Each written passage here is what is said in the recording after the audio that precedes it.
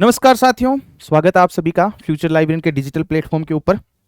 आपकी EMRS vacancy के दौरान एक विशेष प्रकार का पोर्शन आपको सिलेबस के अंदर दिया गया है, जिसको लेकर विशेष प्रकार की भ्रांतियां रहती हैं। बच्चे उस चीज से डरते भी हैं कि वो चीज क्या है, किस तरीके से काम करती है, और अच्छा वेटेज भी है उस चीज का। यदि साधारण शब्दों में उस चीज को समझा जाए तो शायद वो चीज ज्यादा आसान लगेगी, बजाय उसे कठिन बनाने के, क्योंकि बच्चे मनोविज्ञान के चक्कर के अंदर पढ़ के शैक्षणिक रीति रिवाज को बहुत ज्यादा खराब कर देते हैं। आपके तथ्यों के आधार पर सीधे पूछे जाने वाले जो प्रश्न होते हैं सिलेबस के अंदर, वो मुख्यतः एक तो आरटीई 2009 से पूछे जाते हैं, राइट टू एजुकेशन एक्ट जो 2009 में आया था।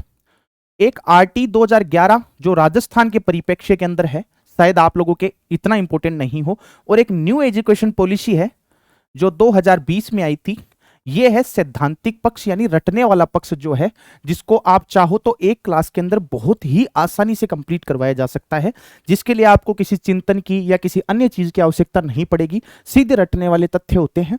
धाराएं दी होती है, अध्याय 7 दिए हैं, धाराएं 39 दी गई है। आरटी 2011 में फेरबदल किया गया। एनईपी जो न्यू एजुकेशन पॉलिसी है, जिसके अंदर विभिन्न सभाएं होती हैं, छात्र शिक्षक अनुपात क्या होना चाहिए, इसके अलावा जो मीटिंग होती है वो किस दिवस को होनी चाहिए, वो सारे तथ्य जो रटने लायक हैं वो सारे के सारे इस पोर्शन के अंदर दिए जाते हैं। 1 से 2 क्वेश्चन आपको इस चीज के अंदर देखने को मिलते हैं, जो बखूबी आप लोग आसानी से समझ जाओगे। और यदि आपकी इच्छा होगी तो वो पोर्शन मैं करवा दूंगा आप लोगों को, ठीक है। सीधे रटने वाले तथ्य हैं, इसलिए मैं इसके ऊपर ज्यादा जोर नहीं दे रहा आप लोगों की, ठीक है। अब आते हैं एक टॉपिक दिया हुआ आपके पेडालॉजी, ठीक है। पेडालॉजी है क्या? पेडालॉजी वैसे कहा जाए तो मिट्टी के वर्गीकरण को भी कहा जाता है, लेकिन यह पेडालॉजी दूसरी है, जिसको क्या कहा जाता है एक्चुअल में हिंदी में, जिसको कहा जाता है शैक्षणिक रीति रिवाज। ये वो कॉन्सेप्ट है जिसे किसी भी परिस्थिति के अंदर आप लोग रट नहीं सकते। इसे आपको समझना ही पड़ेगा आपकी बेसिक स्किल्स के आधार पे, मनोविज्ञान को इससे अटैच करके, अन्यथा आप इसे रिलेट नहीं कर पाओगे। जब तक इससे रिलेट नहीं कर पाओगे, प्रश्न लगातार आपके गलत होंगे। क्योंकि पुराना समय चला गया है कि आप लोगों को पूछा जाए कि कोई बच्चा धूम्रपान कर रहा है, आपने स्कूल के बाहर उसको पकड़ लिया, तो आप क्या करोगे? मारोगे, पीटोगे, समझाओगे? वो अब प्रश्नों का परिवर्तन आ चुका है। शैक्षणिक रीति रिवाज के अंदर देखें तो मुख्यतः क्या क्या शामिल किया जाता है इसके अंदर? पहला तो आता है शिक्षण उपागम, ठीक है, जिसको कहा जाता है टीचिंग अप्रोच। दूसरी शिक्षण विधियां, यानी टीचिंग मेथड्स। टीचिंग मेथड्स की सामान्यतः बात करें तो प्रत्येक सब्जेक्ट की अलग अलग होती है। हिंदी की अलग है, सामाजिक विज्ञान की अलग है, साइंस की अलग है, मैथमेटिक्स की अलग है, इसके अलावा सारे सब्जेक्टों की अलग अलग होती हैं। लेकिन इनमें कुछ कॉमन विधियां होती हैं, वो आपके सिलेबस के अंदर दी गई हैं, ठीक है। जैसे आगमनात्मक विधि हो गई, निगमनात्मक विधि हो गई, संश्लेषण विधि हो गई, विश्लेषण विधि हो गई। तो इस प्रकार की सारी चीजें आपके अंदर दी हुई है, ठीक है। थर्ड नंबर पे बात करें तो एक पोर्शन आता है वेरी वेरी इंपॉर्टेंट आप लोगों के लिए, मूल्यांकन, ठीक है। चौथे नंबर की बात करें तो निदान व उपचार। ये वो 4 पोर्शन हैं जो आपके मुख्यतः शैक्षणिक रीति रिवाज के अंदर शामिल किए जाते हैं। आप लोगों को एक्चुअल में प्रारंभ में पता ही नहीं होता है कि आपको पढ़ना क्या है, छोड़ना क्या है। मुख्यतः ये टॉपिक होते हैं। इसके अलावा बात करें तो शिक्षण के लक्ष्य व उद्देश्य भी होते हैं, वो भी एक टॉपिक है, लेकिन वो बहुत सामान्य टॉपिक है। वो आपको इजीली लक्ष्य और उद्देश्य की परिभाषा के माध्यम से समझ में आ जाएगा कि क्या तो एम है और क्या ऑब्जेक्टिव है। ऑब्जेक्टिव पूरा उसके अंदर निहित है, छोटा सा पोर्शन है, लक्ष्य बहुत विस्तृत और व्यापक है। ये सारी चीजें हैं। शिक्षण उपागम की बात करें तो देखो इसके अंदर एक शब्द आया शिक्षण, ठीक है। पहले तो हमें यह पता होना चाहिए कि शिक्षण है क्या, उसके पश्चात ही में सारी की सारी चीजें डिसाइड कर सकते हैं। देखो शिक्षण के अंदर प्रारंभ में बात करें तो हमारे जितने भी मनोवैज्ञानिक थे, जिन्होंने गेस्टाल्टवाद हो गया, प्रकार्यवादी संप्रदाय हो गया, सबने अलग अलग परिभाषाएं दी। लेकिन प्रारंभ में 2 चीजें शामिल की गई थी, एक तो शिक्षक और दूसरा शिक्षार्थी, ठीक है। ये दोनों एक दूसरे पर आश्रित चर हैं। शिक्षक के बिना शिक्षार्थी क्या करेगा, शिक्षार्थी के बिना शिक्षक क्या करेगा? ये दोनों एक दूसरे के ऊपर आश्रित चर हैं। प्रारंभ में जब शैक्षणिक रीति रिवाज की बात की जाती थी तो सिर्फ इन दोनों की बात की जाती थी। फिर थर्ड नंबर की बात की जाए तो इसमें एक पोर्शन और जोड़ा गया जिसका नाम है विषय वस्तु। अब तीनों ये एक दूसरे के ऊपर डिपेंड करते हैं, ठीक है। कोई भी स्वतंत्र चर नहीं है इनमें। स्वतंत्र का कहने मतलब फ्री नहीं है, तीनों एक दूसरे के ऊपर डिपेंड करेंगे और तीनों जब एक रूप से काम करेंगे यानी किसी निश्चित जगह पे काम करेंगे तो उसको क्या कहा जाता है? औपचारिक शिक्षा। औपचारिक शिक्षा, ठीक है।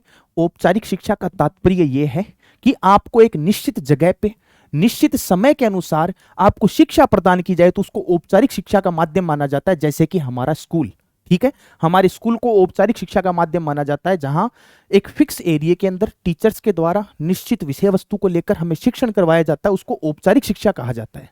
लेकिन बात करें अनौपचारिक शिक्षा की, इसके विपरीत होता है अनौपचारिक शिक्षा। ये दूसरा पोर्शन है, अनौपचारिक शिक्षा। अनौपचारिक शिक्षा का मतलब यह है कि कहीं भी किसी भी माध्यम से आप सीख सकते हो, परिवार के माध्यम से, समाज के माध्यम से, सिनेमा के माध्यम से, समाचार पत्र के माध्यम से, कोई भी माध्यम जिसके माध्यम से आप सीख पा रहे हो तो वो शिक्षा अनौपचारिक शिक्षा के माध्यम कहलाती है। जैसे संस्कारों का निर्माण होता है शेष अवस्था के अंदर, तो वो कहां से होता है? परिवार के द्वारा होता है। गर्लफ्रेंड आपको छोड़ के चली गई तो भविष्य में दोबारा आप किसी कन्या के द्वारा धोखा नहीं खाओ, तो वो अनौपचारिक शिक्षा आपको कहां से प्राप्त हो रही है? वो बाह्य वातावरण से आपको प्राप्त हो रही है, तो उसको अनौपचारिक शिक्षा के नाम से जाना जाता है, इसको औपचारिक शिक्षा के नाम से जाना जाता है। ये तीनों एक दूसरे के ऊपर डिपेंड कर रहे हैं। तो ये तो है शिक्षण। इसके पश्चात हमने क्या पढ़ा? उपागम यानी अप्रोच, यानी एक शिक्षक की पढ़ाने के लिए किस तरीके की अप्रोच होनी चाहिए, यानी क्या मनोवैज्ञानिक तरीका हो जिसके माध्यम से शिक्षक एक अच्छे शिक्षक के माध्यम से मस्तिष्क के अंदर, उसके चेतन मन के अंदर वो सारी चीजें एडजस्ट कर सके, वो तरीका क्या कहलाता है? उपागम, जिसको क्या कहा जाता है? अप्रोच। इसके अंदर देखो कई मनोवैज्ञानिक निकल के आए है ना। ये सिर्फ क्लास आपको बताने के लिए है कि आपको पेडालॉजी के अंदर ज्यादा अपने ऊपर चीजें हावी नहीं होने देनी है। यदि चीजें हावी हुई तो पर्सन ज्यादा गलत होंगे, ठीक है। इसके अंदर कुछ वैज्ञानिक निकल के आए, देखो हर्बर्ट, जिसको हर्बर्ट उपागम के नाम से जाना जाता है। दूसरा मोरिसन उपागम,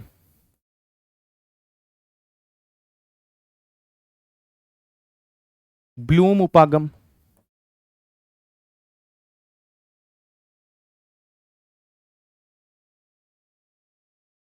भारतीय उपागम, अमेरिकन उपागम। ये वो तरीके थे जिनके माध्यम से एक बालक को एक सही उपागम यानी अप्रोच के माध्यम से शिक्षण कैसे करवाया जा सकता है, वो सारे तरीके इसके अंदर बताए गए थे। समझ में आ गया? अब ये कई नाम पहली बार सुनो तो घबराने की जरूरत नहीं है। जैसे हर्बर्ट की बात करें तो ये सिर्फ रटने पे जोर दिया करते थे, यानी शुद्ध हिंदी की बात करें तो जो स्मृति आधारित शिक्षण होता है कि बच्चे को किसी भी परिस्थिति में रटवा दो, जैसे पहली से लेकर 5वीं क्लास तक होता है। चिंतन की बिल्कुल आवश्यकता नहीं है, आप तो बस रटवा दो, ठीक है। मोरिसन की बात करें तो मोरिसन ने शुद्ध हिंदी की बात करें तो आत्मीकरण और परिपाक की बात की, यानी जब तक बच्चा उस चीज को एब्जॉर्व नहीं कर ले, ग्रहण नहीं कर ले, तब तक उसको आगे नहीं ले जाना, उसको लगातार वो चीज समझानी है और फिर उसका अभ्यास करवाना है और फिर अनुप्रयोग करवाना है। ये सारी की सारी चीजें मोरिसन उपागम में थी। आर.एच. दवे ने भारतीय उपागम के बारे में बताया, फिर अमेरिकन उपागम आया। तो इस तरीके से शैक्षणिक रीति रिवाज अपने आप में एक संपूर्ण सब्जेक्ट है, लेकिन इसको समझाने के लिए उन शिक्षकों की आवश्यकता पड़ सकती है जो इसको गहन तरीके से पहले से समझ चुके हों। मैंने जो चीजें बताई हैं, यदि आपको अच्छी लगे, आपको लगे कि मेरे माध्यम से आप इन चीजों को आराम से पढ़ सकते हो, जिसमें मैंने बात की है शैक्षणिक उपागम की, मूल्यांकन विधियों की, शैक्षणिक विधियों की और निदान और उपचार की बात की। कई लोगों तो निदान और उपचार को सेम वर्ड समझ लेते हैं। निदान और उपचार इन दोनों को एक दूसरे के पर्यायवाची समझ लेते हैं, जबकि इस प्रकार का कुछ नहीं है। निदान का तात्पर्य यह है कि जब आप किसी क्लास के अंदर जाते हो तो आपको प्रत्येक क्लास के अंदर व्यक्तिगत भिन्नता देखने को मिलती है। कहने का सीधा सीधा तात्पर्य यह है कि सभी बच्चे एक समान बुद्धि के, एक समान शारीरिक विकास के नहीं हो सकते, उनमें विभिन्नताएं पाई जाती हैं। कुछ अवमंदित बच्चे भी पाए जाते हैं, कुछ कुशाग्र बुद्धि के बच्चे भी पाए जाते हैं।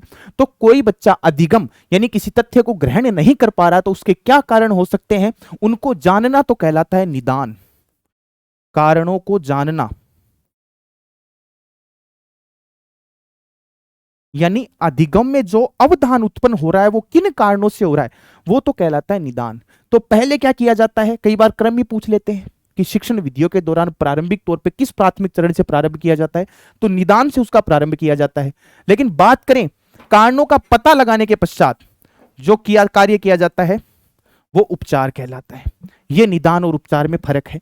ये चीजें आपको समझनी पड़ेंगी, तब जाके आपको शैक्षणिक रीति रिवाज का पूरा मतलब समझ में आएगा। कुछ मनोवैज्ञानिकों के नाम आएंगे, लेकिन ये सब्जेक्ट ऐसा है जो आपको ग्रहण करना पड़ेगा। आप बैठ के लिखने की बजाय उन चीजों को समझने का ज्यादा प्रयास करोगे। जो तथ्यात्मक चीजें थी रटने लायक, वो मैंने आपको बता दी। आरटी 2009 11 और वो एनईपी न्यू एजुकेशन पॉलिसी 2020 है, वो रटने लायक है। ये सारी चीजें समझने लायक है, जिनमें कुछ मनोवैज्ञानिक आपके सामने आएंगी, कुछ मनोवैज्ञानिक विधियां आपके सामने आएंगी। जैसे शुद्ध हिंदी में लिखें, आगमनात्मक विधि जो कैसे चलती है, उदाहरण से नियम की साइड चलती है, ठीक है। निगमनात्मक विधि है जो नियम से उदाहरण की तरफ चलती है,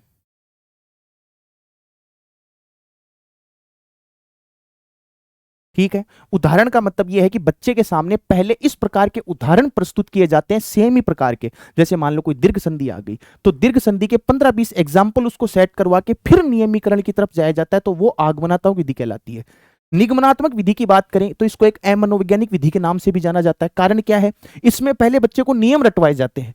ये मुख्यतः माध्यमिक शिक्षाओं के अंदर प्रयुक्त की जाती है, और इसी प्रकार के प्रश्न आपके आते हैं कि निम्नलिखित में से कौन सी अमनोवैज्ञानिक विधि है, आगमनात्मक, निगमनात्मक, संश्लेषण और विश्लेषण।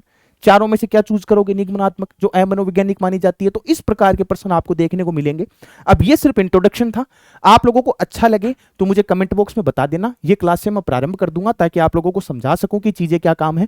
बाकी मुख्यतः मैं आप लोगों को हिंदी में ही समझा सकता हूं, इंग्लिश में थोड़ा सा मेरा हाथ तंग है। ये चीजें आप लोगों को भी पता है, लेकिन फिर भी कोशिश करूंगा कि जैसे टीचिंग अप्रोच सीख गया वैसे और भी चीजें सीख जाऊंगा धीरे धीरे साथ में। लेकिन हिंदी परफेक्ट है, हिंदी में आसानी से समझा सकता हूं।